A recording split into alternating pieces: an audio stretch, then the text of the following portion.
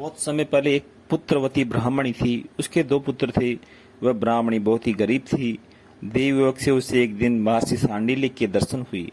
महर्षि के मुख से प्रदोष व्रत में शिव पूजन की महिमा को सुनकर उस ब्राह्मणी ने ऋषि से पूजन की विधि पूछी।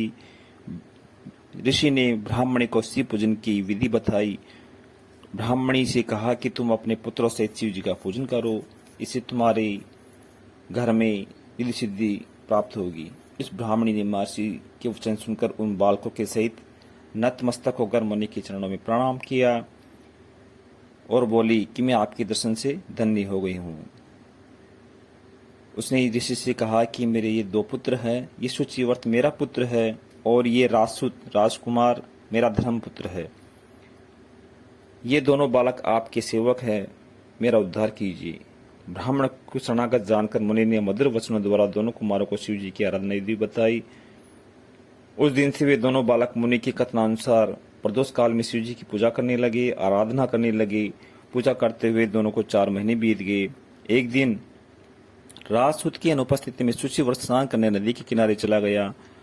संयोग से उस समय उसे नदी में दरार में चमकता हुआ धन का बहुत बड़ा कलश दिखाई दिया। उस धन से भरे कलश को लेकर वह घर ले आया।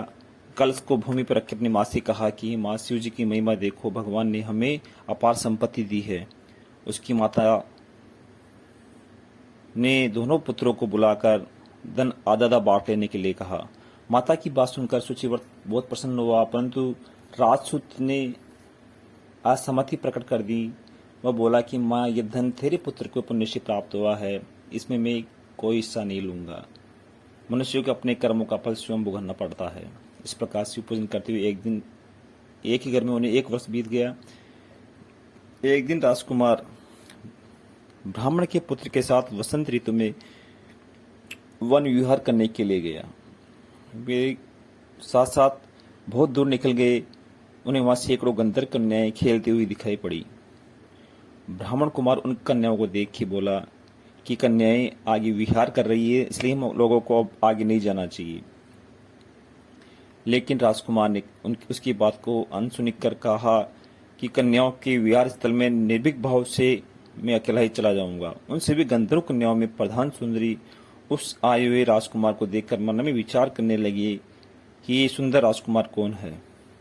उसने अपने सखियों से दूसरे पास के वन में जाकर अशोक, चंपर, मौलसरी आदि के फूल तोड़ने के लिए कहा।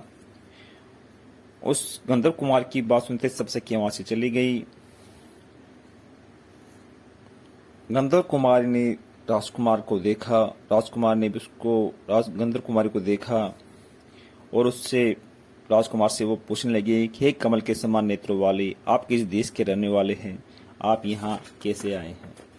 गंधर्व कन्या की बात सुनकर राजकुमार ने उत्तर दिया कि मैं विदर्भ राज का पुत्र हूँ। मेरे माता पिता स्वर्गवासी हो चुके हैं। शत्रुओं ने मुझसे मेरा राज्य हरण कर लिया है और मैं एक गरीब ब्राह्मण माँ के पास रहता हूँ। राजकुमार ने अपना परिचय देकर उस गंधर्व कन्या से कहा, आप कौन है?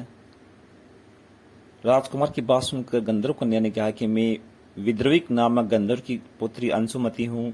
मैं आपको देखकर आपसे बातचीत करने के लिए यहाँ पर सखियों के साथ छोड़कर रह गई हूँ। मैं ज्ञान विद्या में बहुत ही निपुण हूँ। मैं चाहती हूँ कि आपका और मेरा प्रेम सर्वदा बना रहे। इतनी बात कहकर उस गंधर्व कन्या ने अपने गले का बहुमूल्य मुक्ताहार राजकुमार के गले में डाल दिया। इसके पश्चात राजकुमार ने उस कन्या से कहा कि सुंदरी, तुमने जो कहा वह सब सत्य, लेकिन आप राजविहीन राजकुमार के पास कैसे रह सकेगी?